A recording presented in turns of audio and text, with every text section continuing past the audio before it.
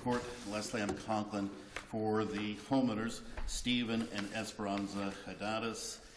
This case comes to you on a final judgment from a second motion for summary judgment followed by Achieva Credit Union. This case was initiated December 14, 2011 on a complaint to foreclose a mortgage. And in the complaint, of course, they alleged all conditions preceding were complied with, and they were actually, by the time the second motion for summary judgment, traveling on an amended complaint. Amended complaint had 4 exhibits attached to it. The note, a forbearance agreement, the mortgage, which was a standard Fannie Mae Freddie Mac, which included a paragraph 22, and correspondence from Achieva to the Hatadises dated October 19, 2011. I think it's evident to the court that that letter did not comport with paragraph 22. Nowhere in it to provide for, keep in mind, I always call that notice under paragraph 22 the notice of default and 30-day opportunity to cure, because that's the 2 parts. Tell the people so they can retain their home within the 4 corners of that letter what they did wrong, how they are to cure it, and give them a 30-day period in which to do that, and that allows them to save their home prior to the filing of any foreclosure case. Let's talk about the sequence. I want to make sure if I understand the sequence. They get into this agreement, they're able to pay their mortgage, then at one point difficulties occur where they enter into a forbearance agreement with the lender. And the forbearance agreement, as I understand the record, they complied and they fully paid within that terms of the agreement, correct? Correct, and made the next 19 regular installments before they defaulted. All right, and so the question is before us as to whether or not that paragraph in the forbearance agreement, in essence, it was a finding by the lower court that that waived all future notices. So let's zero in on that. So before we talk about that, they went ahead, they paid for 19 more payments, so 2 years later is when they Defaulted. Correct. Okay. So no question about that, and that's not an issue before the court. So keep in mind, and what I thought was critical was not just, and as the court is aware, you're reviewing the agreement de novo because your eyes are just as good as the circuit judge who reviewed it, but I send out a request for admissions early on in the case. I ask only 3 questions. First one, this action was filed on December 14, 2011. They timely respond, admit it. Second one, the copy of the correspondence dated October 19, 2011 from plaintiff to defendants is plaintiff's notice to borrower pursuant to paragraph 22 of the Florida Single Family Fannie Mae Freddie Mac Uniform Instrument dated December 26, 2006, and which is the subject matter of this lawsuit. My argument both below and to this court is, why in the world would you admit number 2 if you didn't think that was the notice? Or in the alternative, why would you send the notice? If all parties understood from paragraph 6 of the forbearance agreement, no additional notice was required. And finally, if you send a notice, why would you send the wrong notice? Why would you put in the 30-day? Was this just to fool the Hatadises? Was this to give them incorrect information? Was this not to allow them, a period of time? Because, as the other side will argue, and it's clear in the record, the lawsuit wasn't filed 30 days after this letter went out, October 19th. The suit wasn't filed until December. So why not put that in the letter? Why would you not give that important, information mandated by this court in Consulium? Court said, word shall makes it, an obligation upon the lender to send that very specific notice. And as we know, there's only 5 components to the notice. It's not hard. 5 components, and they don't do it. So, first of all, you have to look at the agreement. And my argument, obviously, below and to this court was, 1, there's no less than 6 places, and the agreement's only 2 pages. It's attached as an appendix to both my briefs. It's also attached to the Appellee's briefs. And the point is, no less than 6 places in the agreement does it say that this is for a 6-month period only. All other provisions of the note and mortgage shall remain, quote, in full force and effect. Second, under the terms of the forbearance agreement, and I think that's in paragraph 2, it was agreed, if you make all 6 of the reduced payments of interest, there would be no default. So when paragraph 6 says no, requirement for any additional notice of default, the agreement itself said there is no default. There is no default if you complete the 6 payments. It's uncontroverted. They made the 6 payments and made the next 19 payments. Third, the maturity date of the no mortgage remained unchanged. It was February 1, 2037. So if you take the forbearance agreement as a whole, all other terms and conditions remain unchanged, only for a 6-month period. In fact, interest and everything else continued to accrue during that 6-month period. And there would be no default if they successfully completed the forbearance agreement. Then wasn't it an unreasonable interpretation of the agreement to say, oh, for the next 24 years, you gave up your right under paragraph 22 of the mortgage? I mean, if that's really the case, why doesn't every lender, before they sign the loan documents, just scratch out paragraph 22? It's an important paragraph. As I said in the briefs, 25 paragraphs in the standard Fannie Mae, Freddie Mac mortgage. Only paragraph 22 is in bold letters. 1 paragraph out of 25 is in bold. Obviously, the drafters meant for that paragraph to be enforced. Now, there are several judges that had their hands on this case. Which judge, and this is a bit unclear, there was a proceeding in front of one of the circuit judges where the circuit judges made the definitive conclusion that this paragraph 6 of the forbearance agreement is in essence a waiver. Who was that, Mr. Conklin? That was Judge John Schaefer. Okay. Then later on, it went in front of, I guess, 2 senior judges? Correct. The system, as you may or may not know in Pinellas, is that you may have been assigned to a judge, but somehow it drops into this senior judge system. And at the hearing, it was Judge Gruby as a senior judge, but Judge Ulmer actually signed the final judgment, which is also not uncommon. But I don't complain about that. Okay. No, I understand. So going back to Judge Schaefer, if Judge Schaefer made that ruling, was there any type of evidentiary, not evidentiary, anything that was done at that hearing? Because we don't have any record of any transcript, nothing. That was early. That was to the first complaint, not the second complaint. I filed my motion for summary judgment. Judge Schaefer took it under advisement and then issued the order about 2 weeks later. They filed an amended, they had their motion for summary judgment heard, denied. They filed an amended complaint and then a second amended motion for summary judgment, then which was heard by the senior judges. Now, in between those times, though, and in response to their motion for summary judgment, Mr. Hatadises filed an affidavit that stated, this was not my understanding of this agreement, that, I didn't know I was giving up my right to, further notice under paragraph 22, and that the agreement to me, when I read it, meaning Mr. Hatadises, when I read it, it's for 6 months. It should have ended. Now, assuming that we agree with you, Mr. Conklin, what is the remedy at this time? Because as I understand, that everything has been sold. Well, Achieva was the purchaser at sale, and even under the new statute, you still have the power then to set aside the final judgment and that certificate of sale. Pending, notice of appeal, certainly, if it did not, it should have stopped them from, further selling it. But this did not go to a third-party bidder. Unless there are further questions, I'll reserve my 5 minutes. All right. Thank you very much. Thank you.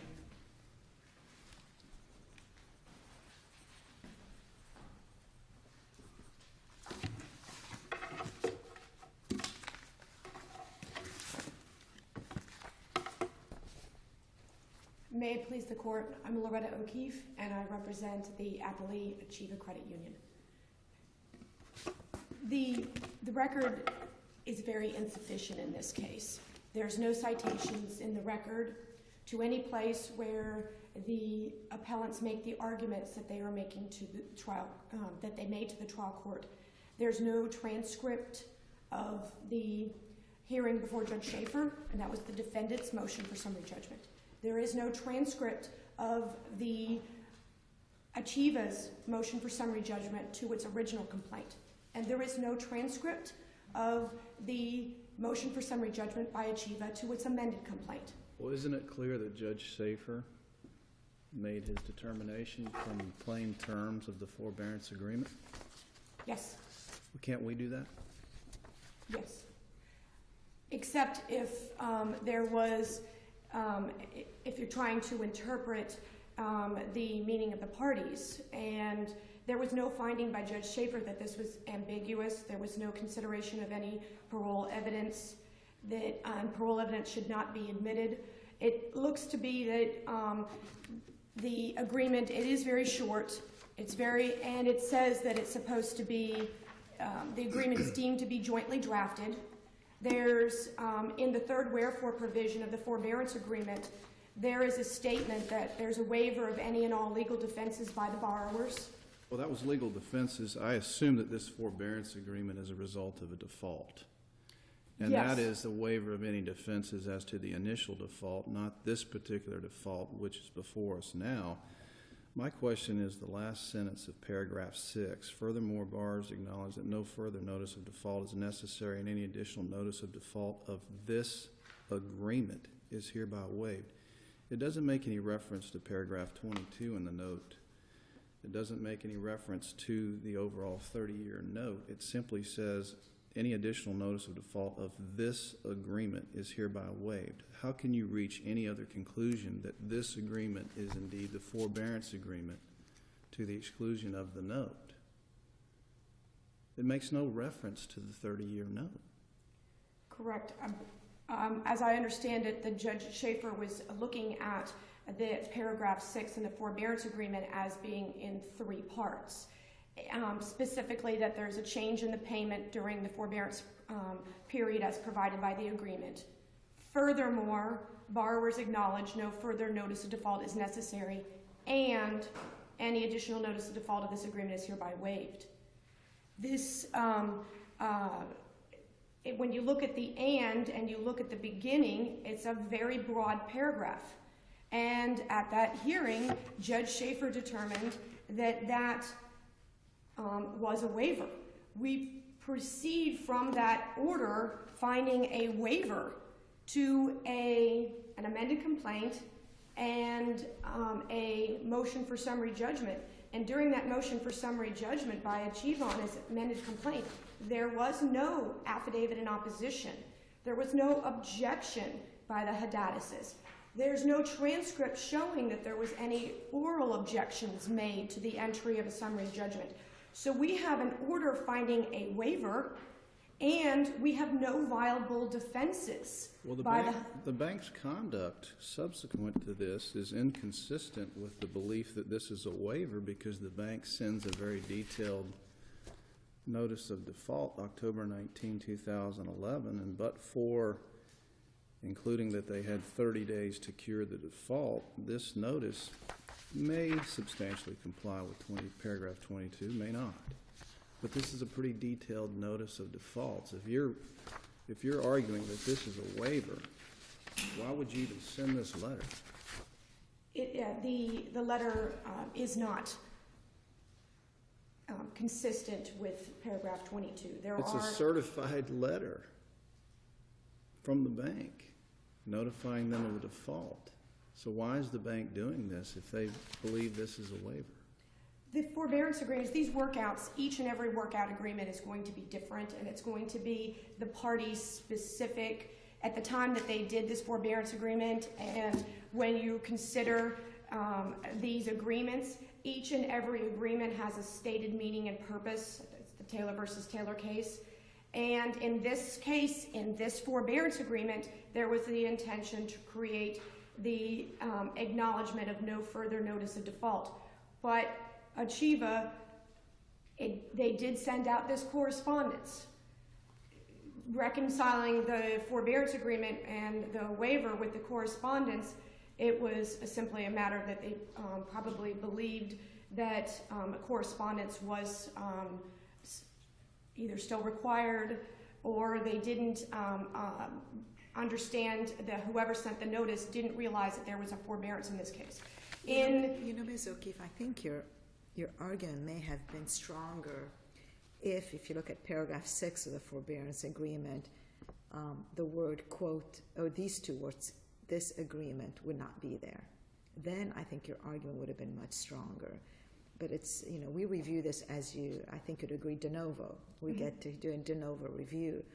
And in looking at this paragraph 6, and if you read it, the only logical conclusion of this, and you have to give these words their common sense, and to look at it as to in conjunction, and as opposed to just something like an outlier. If you're reading that, you have a situation where a party defaulted, the bank trying to work with them, let's agree for just a 6 months period, and if you default within this period, then no additional notice of default of this agreement is necessary. And that makes sense because the lender is going out of their way to accommodate the people. And so the terms, this agreement, how do we get around that? If you really, the way that I've read it, and you all will be able to give it its plain language, that paragraph really looks like it's broken up into 3 components. One is and then the very broad statement. All other terms and conditions of the original note mortgage remain in full force and effect, other than the change in the term of the payment. It goes on. Furthermore, borrowers acknowledge no notice of default is necessary, and any additional notice of default of this agreement is hereby waived. The Judge Schaefer focused in on acknowledgement that no further notice of default is necessary in finding that there was a waiver of paragraph 22.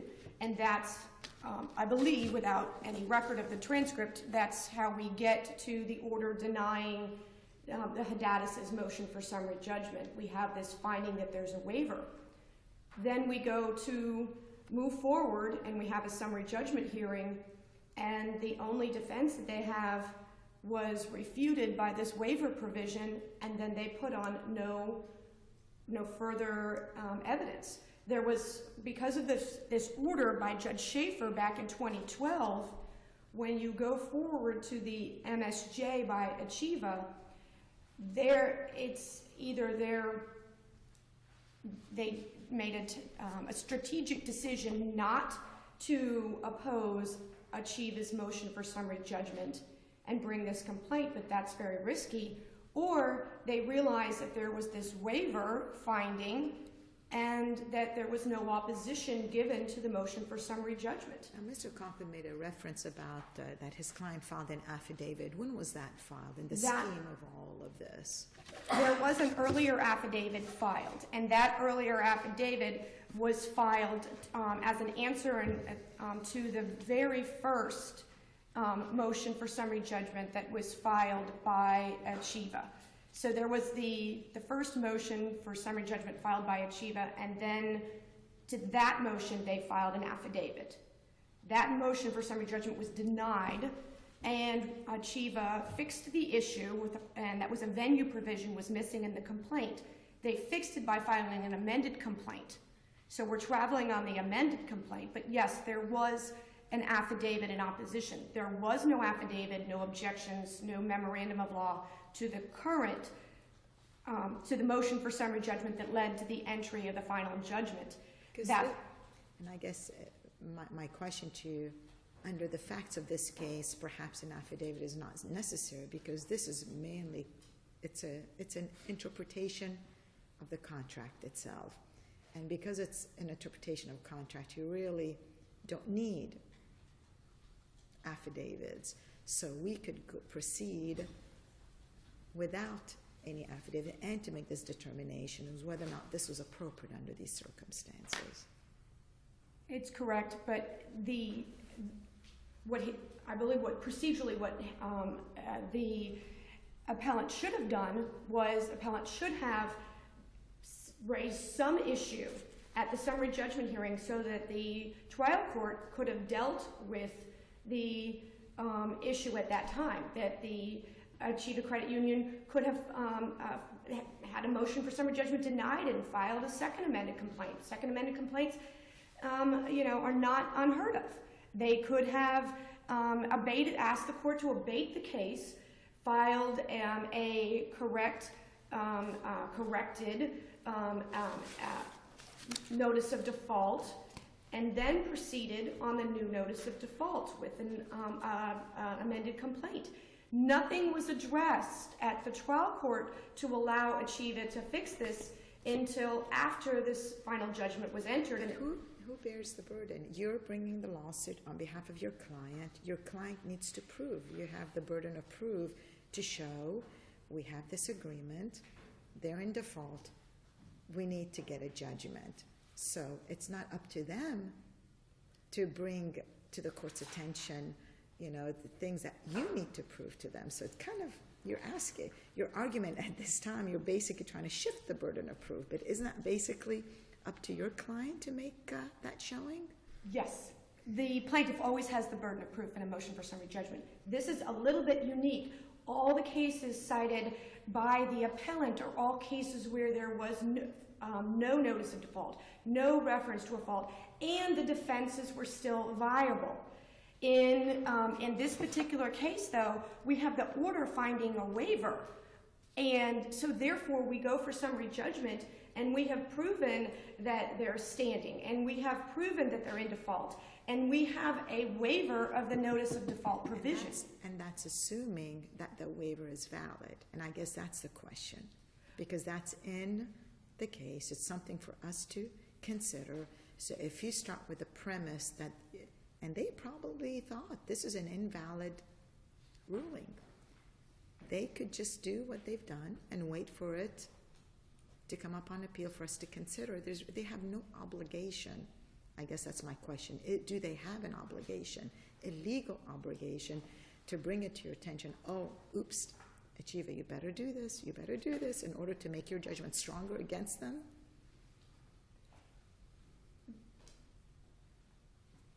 The Achieva believed that it did meet its burden of proof, that this order was still a valid order at the time that we moved for summary judgment. So that issue had been decided by the trial court. They have, they being the appellants, at that point, could have come forward with countervailing facts or justifiable inferences. They didn't, and there's no record. There's no record. I can't conceive of a situation where a lay person, a borrower, could prepare and execute an affidavit challenging the legal sufficiency of waiver without reaching an improper conclusion and being an insufficient affidavit. So I don't know how you can file an affidavit attacking the legal sufficiency of a waiver. It's a legal issue, and we review it de novo.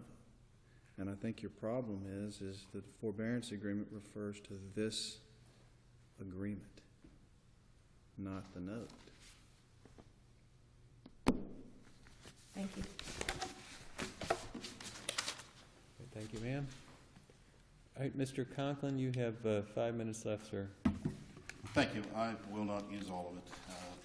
The only thing that I challenged the appellees in the brief to respond, first of all, to make any allegation whatsoever or any argument that the letter complied somehow.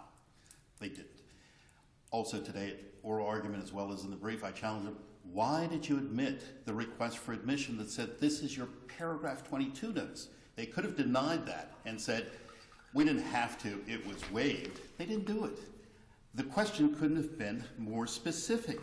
The question was, the copy of the correspondence, keep in mind, they attached it to both the complaint and the amended complaint. The copy of the correspondence dated October 19, 2011, from plaintiff to defendants, is plaintiff's notice to borrower pursuant to paragraph 22. They admitted it. Why admit that? Why not deny it then and say, we sent a notice, but not a paragraph 22 notice, as that was waived? Also, court asked a question. The affidavit in opposition was filed August 3, 2012. You'll find it at pages 138 to 139 of the record, and it's referenced in the briefs. The only other thing that I would point out is that, interestingly enough, in paragraph 6 as well, and funny place to put it, the first sentence of paragraph 6 is, all other terms and conditions of the original note of mortgage remain in full force and effect, other than the change in terms of payment during the forbearance period. Why stick it there of all places? Meaning the second sentence. This is funny all the way around. If there are no further questions, I have nothing further. Thank you very much. Thank you, Mr. All right, thank you both.